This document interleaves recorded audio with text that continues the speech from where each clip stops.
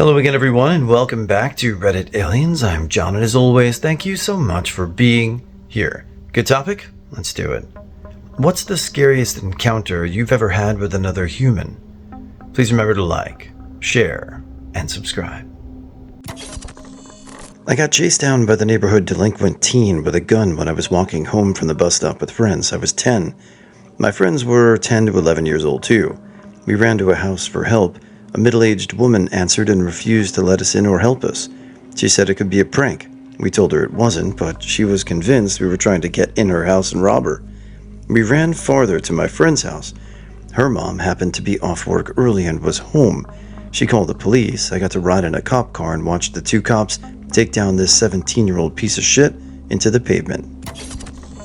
I woke up hungover as hell in my apartment in Philadelphia to a big guy with a gun pointed at me telling me to give him money.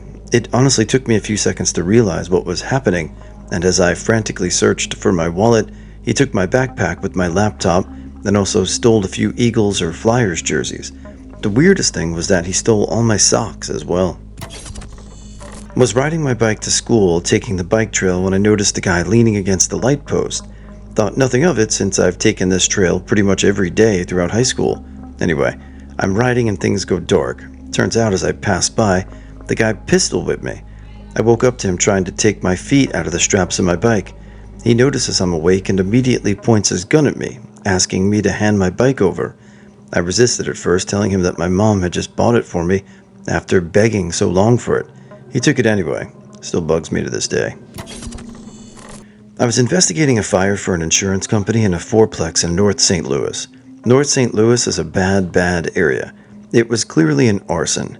I had 5 separate unconnected fires. I'd been there for a while, taking photos and doing my thing.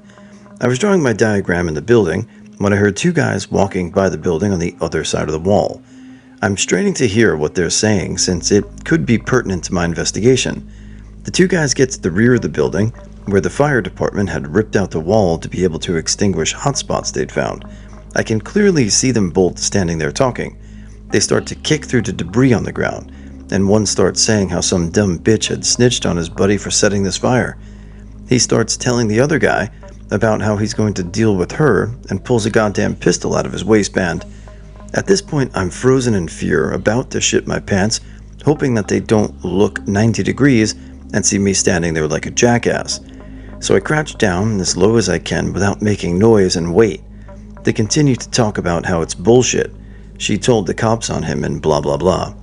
Finally, a car drives by, and I use the sound of it to get out of the house out the front door, which unfortunately wasn't super quiet since most of the floor had collapsed and I was wearing fire boots.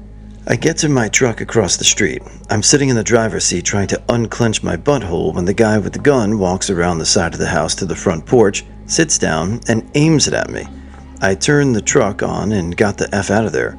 I ended up going back about an hour later to see if they were gone because I had finished my scene. Still the top 5 scariest moments of my career so far.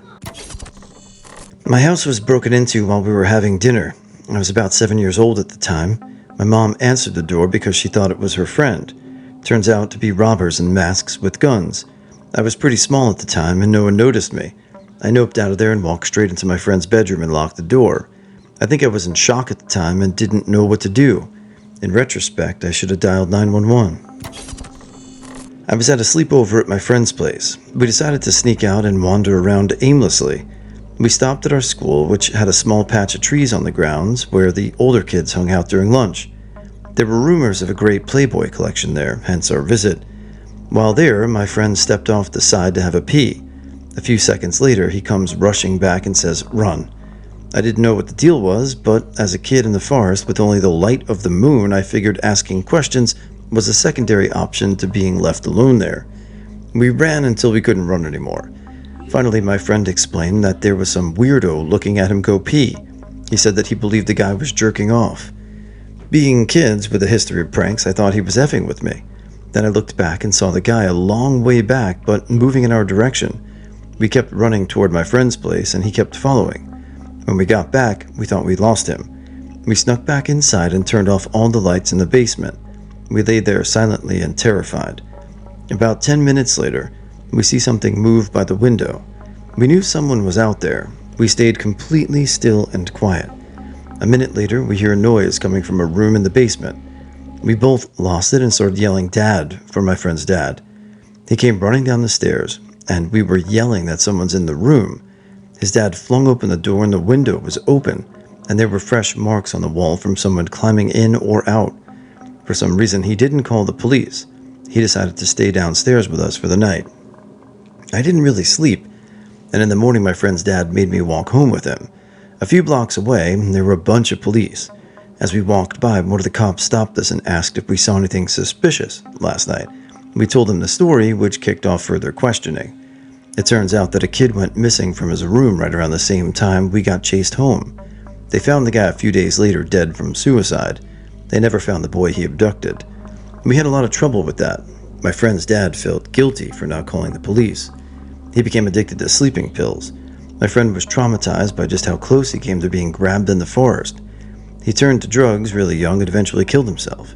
I went through therapy for a while and still have occasional night terrors from that night, even though it happened almost 30 years ago.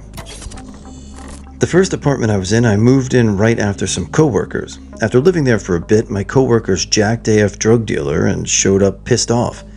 When I answered the door, he wanted to come in and talk to my coworker. I said it was just me and my girlfriend. I didn't want to wake her up, so I took the conversation outside. It turns out he just got out of jail and needed $200.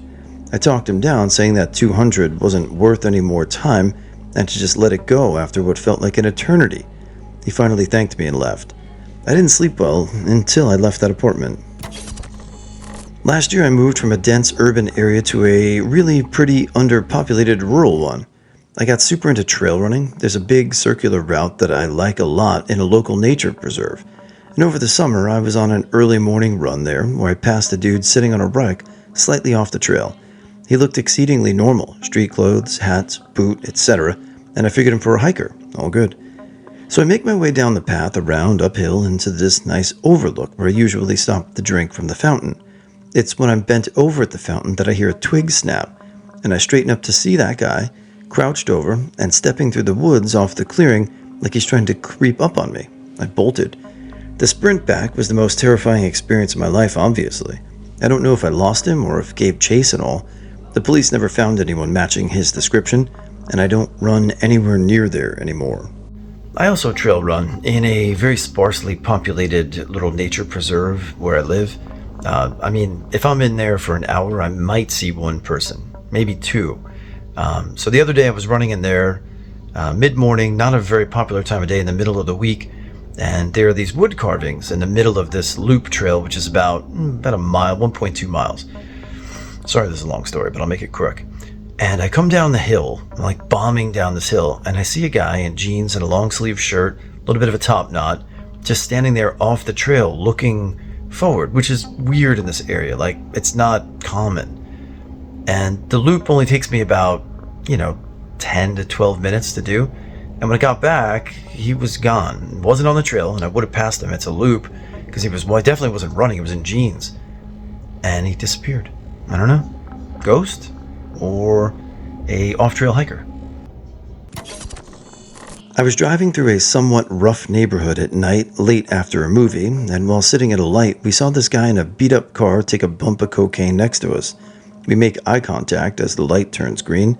He merges behind us and then proceeds to follow us around, flashing his lights and honking his horn for several blocks.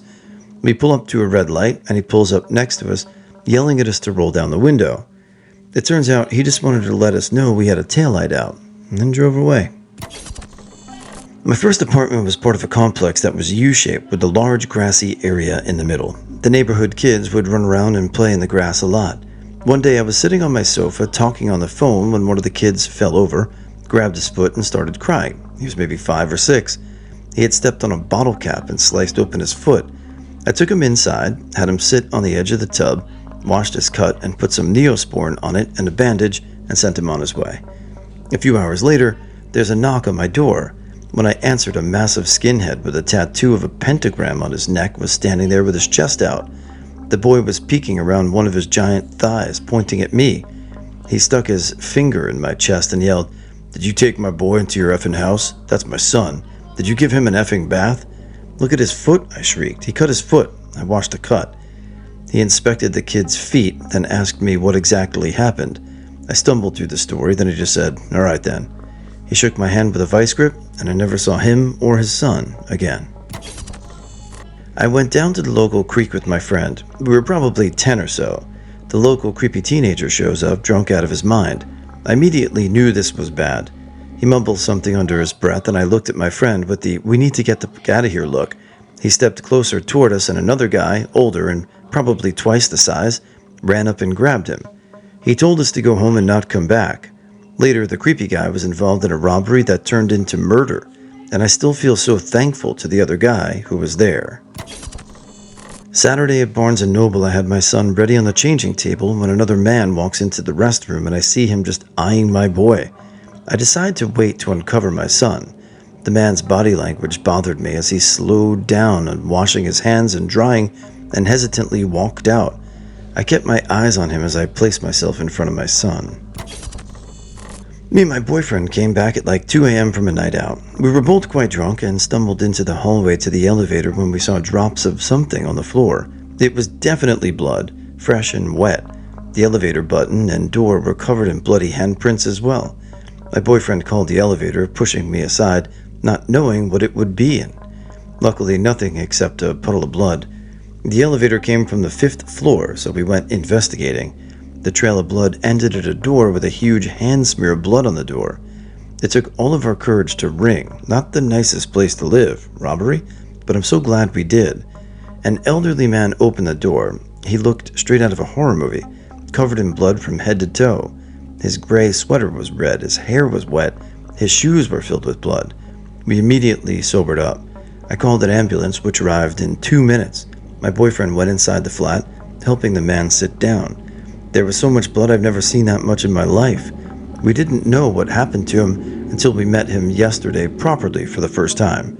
Recognized my boyfriend's glasses. He was drunk, wanted to ride his bike home, crashed somehow, and got a huge cut on his head. He takes heart medicine, which thins his blood. That's why he lost so much. If we hadn't rung the doorbell, he would have bled to death. He actually gifted us money and a super expensive bottle of champagne for something completely self-explanatory. When I was 13, I just got dropped off from my school bus, so I had a bit of a ways to walk home. As I get close to the corner on my street, some guy in a dark blue car rolls up and asks where I'm headed. I told him I was going home. The guy excruciatingly slowed his car down to match my walk, then asked if I wanted a ride home. I told him no thanks, I'm almost home. Then he continued to ask where I live and if I still wanted to ride home. Luckily, I had a phone at this age and pulled out my Nokia phone. I don't know why I remember this. I pretended to call my mom. She wouldn't have picked up the phone and I was almost home. The guy saw what I was doing and sped off like crazy. From the age of 13, I started carrying pepper spray. I spent a few months when I was 16 hanging out with some organized crime guys in my hometown. Dudes had Uzis in their trunks and people didn't with them. One night, I went with a younger one, mid-20s, on an errand. I wasn't told what for, but he started driving to a bad part of town and told me I was going to help him take care of something. I got out at a stoplight and started walking. Something wasn't right. I never spoke to those dudes again. I was pretty sure at the time I was going to get killed or help kill someone. In retrospect, I was probably just on a beer run or maybe sent to go pick up some money from a gambler or something, but at the time, I was convinced I was going to be part of or victim of a major crime.